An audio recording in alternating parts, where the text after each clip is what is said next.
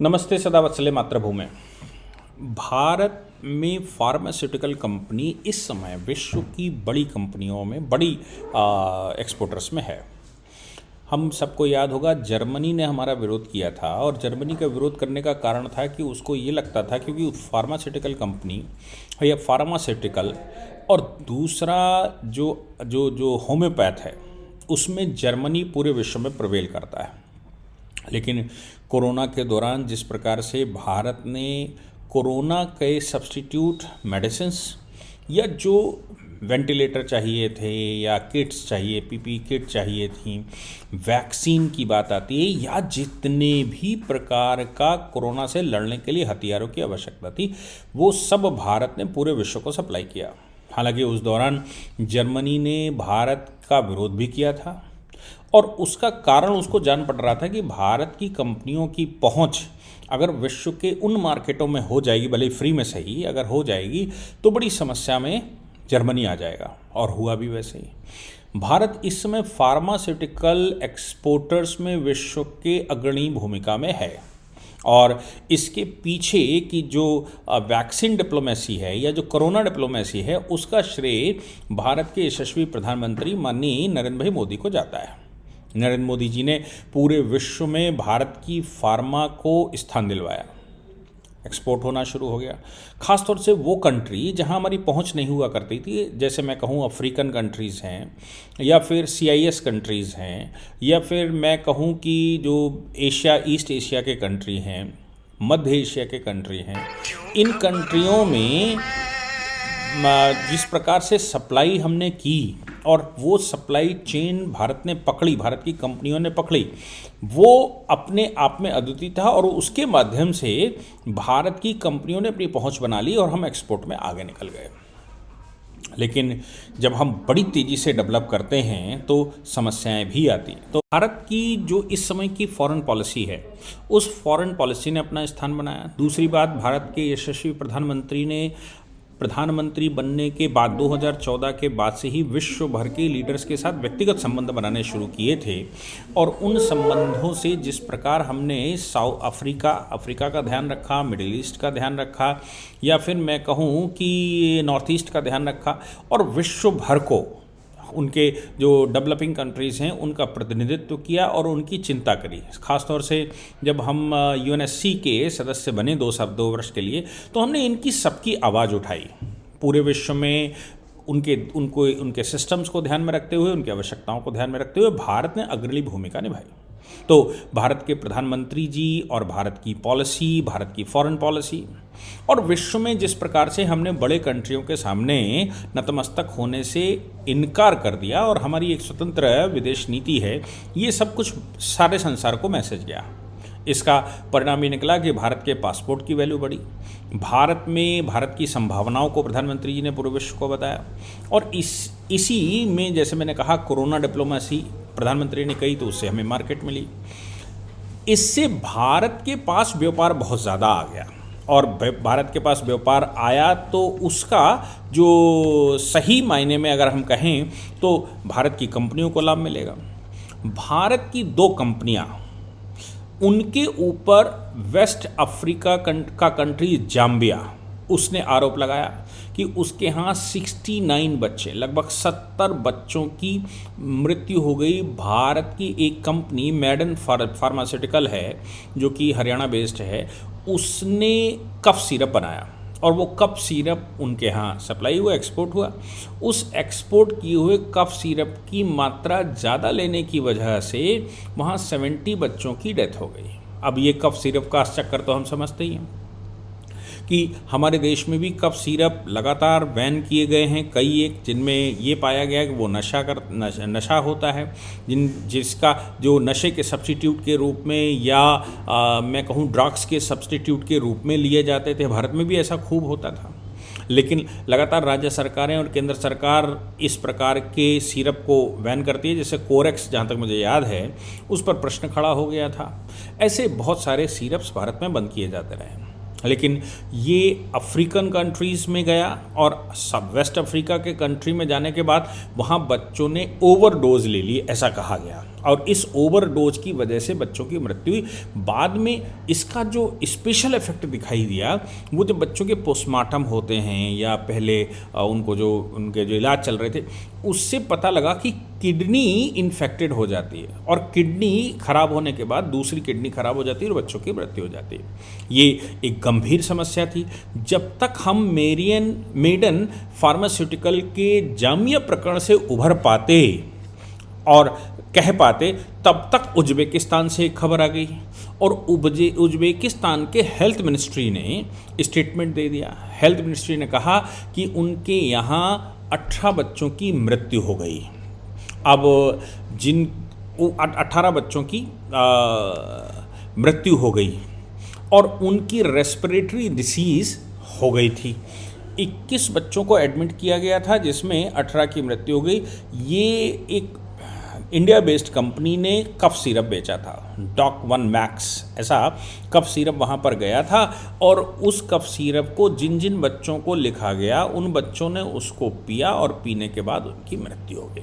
तो एक दूसरी गंभीर बात हमारे सामने आई कि भाई ये हो गया। अब जो इसके डायरेक्टर्स हैं जो कंपनी ये कर रही है उसके डायरेक्टर सचिन जैन और उनकी दूसरी जया जैन जया जैन का जब इंफॉर्मेशन निकाली तो मालूम पड़ा इस प्रकार की उनकी 23 कंपनीज़ हैं। अब उन 23 कंपनीज़ में वो डायरेक्टर हैं, बहुत बड़े स्तर पर वो काम करते हैं। ये कंपनी इनकी जो कंपनी है वो 1999 में रजिस्टर की गई थी। उसके शेयर कैपिटल 2.5 करोड़ और पेड अप कैपिटल 2.25 करोड़ रुपए थी। WHO से उनके पास उनकी वेबसाइट पर लोगों ने निकाल कर निकाला, ये नोएडा बेस्ड है। WHO पर उनका WHO GMP सर्टिफिकेट उनके पास है, बाद में सप्लाई हुआ। और ये रशिया से मतलब CIS जो कॉमनवेल्थ ऑफ इंडिपेंडेंट स्टेट्स है, रशिया के पुराने साथी हैं, एक्स सोवियत कह लीजिए, या साउथ ईस्ट एशिया या अफ्रीका या लैटिन अमेरिका, इनमें जो लोग थे मतलब इन कंट्रियों में उसकी सप्लाई हुई और उसकी सप्लाई के बाद वहाँ पर बड़ी मात्रा में प्रश्न खड़े हो गए। हालांकि उन्होंने अपने यहाँ अधिकारियों को सस्पेंड कर दिया है, उन पर जांच बिठा दी है, WHO पर प्रश्न खड़ा कर दिया है।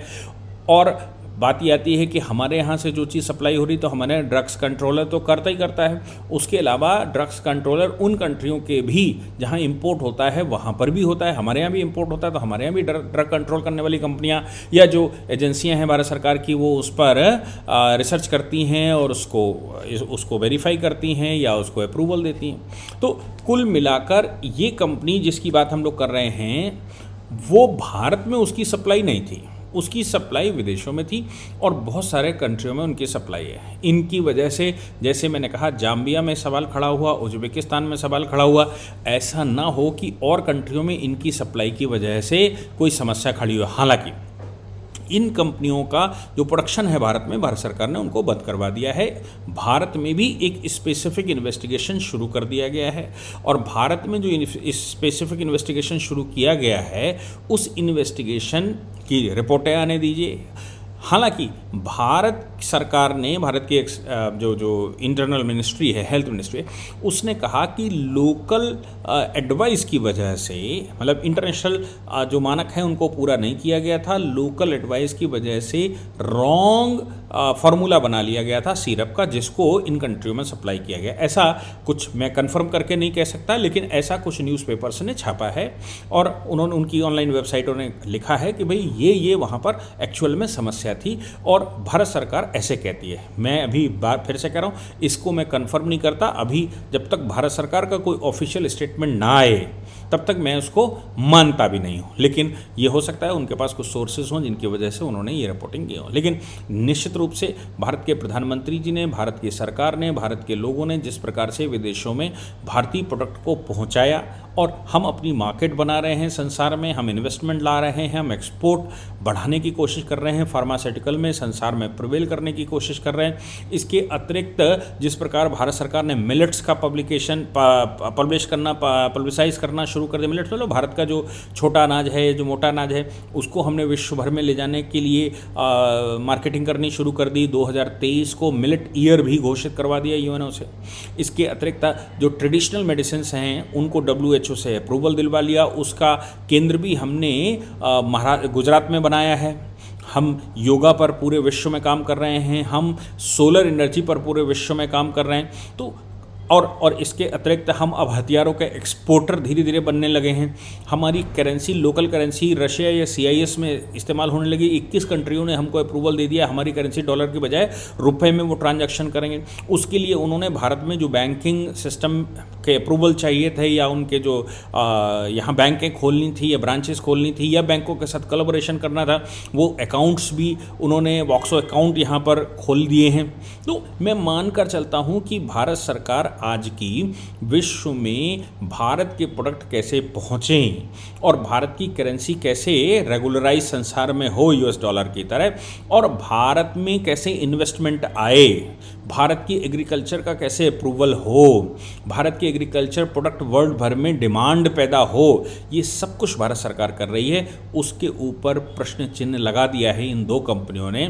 ईश्वर न करे कि आगे कोई और कंपनी का भी कोई ऐसा प्रश्न भारत के ऊपर आए और भारत की छवि पर सवाल खड़ा हो। मैं आग्रह संसार भारत से, पूरे भारत से करता हूँ कि भारत में जो कुछ भी आप एक्सपोर्ट करते हैं उसको डबल चेक करिए। डबल चेक से मतलब एक आपने जो चेक सिस्टम लगा रखा उसको डबल करिए। भारत की छवि विश्व में खराब नहीं होनी चाहिए, क्योंकि 1-2 कंपनियों के इन प्रकरणों की वजह से जो 90 लोग या 100 लोगों की मृत्यु हुई है, उसके लिए तो संवेदना है ही, उसके लिए तो दुख है ही, क्योंकि हमारी वजह से, हमारे देश की कुछ प्रोडक्ट की वजह से उनको ऐसा हुआ। या अभी इन्वेस्टिगेशन कंप्लीट होगा तो शायद ना हो, क्या होगा, लेकिन अभी तो एलिगेशन हमारे ऊपर लगा ही दिए गए हैं। तो इन पर हम सबकी जिम्मेवारी बनती है। हमारे फार्मास्यूटिकल डिपार्टमेंट की जिम्मेवारी बनती है, हमारे मेडिकल डिपार्टमेंट की जिम्मेवारी बनती है, हमारे ड्रग्स डिपार्टमेंट की जिम्मेवारी बनती है कि वो इनको बहुत बारीकी से देखें और बहुत बारीकी से उनको क्रॉस चेक करें, तभी उनकी क्वालिटी कंट्रोल या अप्रूवल उनको दिया जाए। लेकिन छवि खराब हुई है, उसके लिए मैं पूरे विश्व से माफ़ी मांगता हूं। मैं पूरे विश्व को आह्वान करता हूं कि ये 1-2 कंपनियां इनको सही कर लिया जाए। भारत सरकार ने भी कहा कि हम इन पर दंडात्मक कार्रवाई करेंगे और इनको किसी भी हालत में बख्शा नहीं जाएगा। जो लोग भी इस तरह से खेल रहे हैं या जिन्होंने फॉल्ट किया है, वो सब फॉल्ट भारत सरकार उस पर निश्चित रूप से एक्शन लेगी। जय हिंद, जय भारत, वंदे मातरम।